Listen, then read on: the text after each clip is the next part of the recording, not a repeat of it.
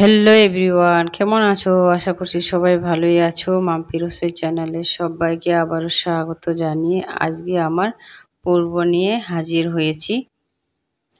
আজকে আমি এই পাস্তাটি ঘরোয়া পদ্ধতিতে বানাবো। অনেক মজার একটি রেসিপি, ছোট বড় সবার পছন্দ লাগবে। দোকানে না কিনে যদি এইভাবে ঘরে পাস্তা বা চাউমিন বানিয়ে দেন বা ম্যাগি বানিয়ে দেন বাচ্চাদেরকে, বাচ্চারা তো মজা করেই খাবে। আশা করি এই রেসিপিটি তোমাদের ভালো লাগবে। ভিডিওটি না টেনে সম্পূর্ণ দেখতেই থাকো। কি কি উপকরণ দিয়ে এই রেসিপিটি আমি তৈরি করি। এই রেসিপিটি মাত্র 10 মিনিটেই বানিয়ে ফেলতে পারবেন।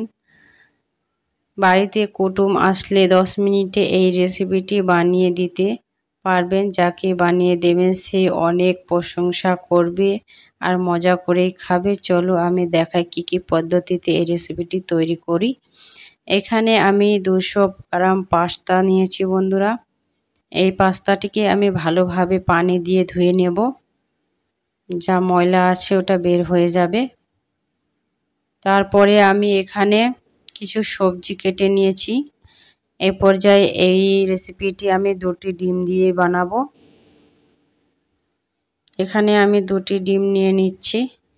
এই পর্যায়ে পরিমাণ মতো নুন দিয়ে এটাকে ভালোভাবে ফেটে নিচ্ছি। এইভাবে ভালোভাবে ফেটে নিতে হবে। এই রেসিপিটি যাকে বানিয়ে খাবেন অনেক প্রশংসা করবে। এইভাবে ফেটে নেবেন। এই পর্যায়ে আমি গ্যাসে চলে এসেছি।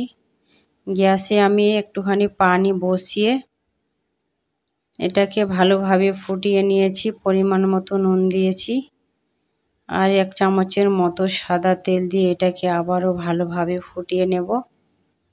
এইভাবে ফুটিয়ে নিতে হবে। এই পর্যায়ে আমি পাস্তাটা দিয়ে দিলাম। এটাকে আমি ভালোভাবে একটুখানি সিদ্ধ করে নেব। এইভাবে 2 মিনিট ধরে এটাকে আমি সিদ্ধ করে নিচ্ছি। এইভাবে আমার সিদ্ধ করা হয়ে গেছে। এখন আমি একটা ছাঁকনির সাহায্যে তুলে নিচ্ছি। এর পানিটা ফেলে দেবেন। এইভাবে এই রেসিপিটি বানালে অসাধারণ লাগে।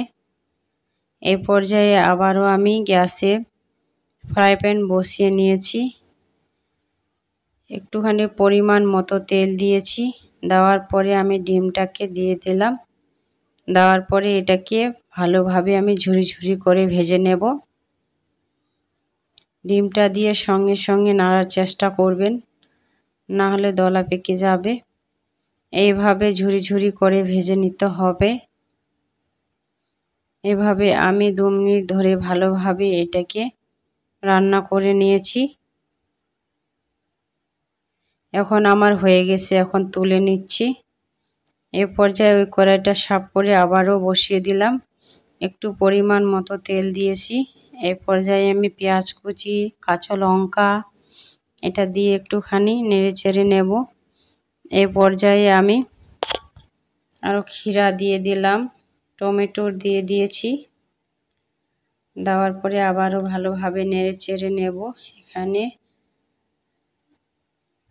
এখন আমি পরিমাণ মতো নুন দিয়ে দিয়েছি, একটুখানি হলুদ গুঁড়ো দিয়ে এটাকে ভালোভাবে আবারও নেড়ে চেড়ে নেব। এইভাবে এটির বানাবেন বন্ধুরা।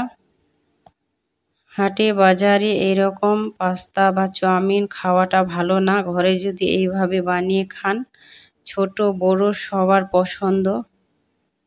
এইভাবে একটুখানি সয়া সস দিয়ে দিয়েছি 1 চামচের মতো। আর বন্ধুরা 2 চামচের মতো টমেটো সস দিয়ে এটাকে ভালোভাবে নেড়ে চেড়ে নিচ্ছি। এ পর্যায়ে আমি ডিমটা ভেজে রেখেছিলাম সেটা এখন অ্যাড করে দিয়েছি। এটাকেও ভালোভাবে নেড়ে চেড়ে নেব। এ পর্যায়ে আমি যে পাস্তাটা রেখেছিলাম সেটা এখন দিয়ে দিচ্ছি। এইটাকে ভালোভাবে আবারও সবের সাথে মিক্স করে নেব। এইভাবে ভালোভাবে রান্নাটি করলে সবার পছন্দ হবে। এখন আমি এটিকে ভালোভাবে 2 মিনিটের মতো রান্না করে নেব। এ পর্যায়ে আমার হয়ে গেছে। এখন আমি একটা একটা প্লেটে নিয়ে নিচ্ছি। তোমাদেরকে আমার এই রেসিপিটি কেমন লেগেছে কমেন্ট করে জানাবেন। নতুন বন্ধু হয়ে থাকলে সাবস্ক্রাইব করে রাখবেন। কে কোনখান থেকে দেখছেন কমেন্ট বক্সে কমেন্ট করে জানাবেন, যাতে তোমাদেরকে ধন্যবাদ দিতে পারি।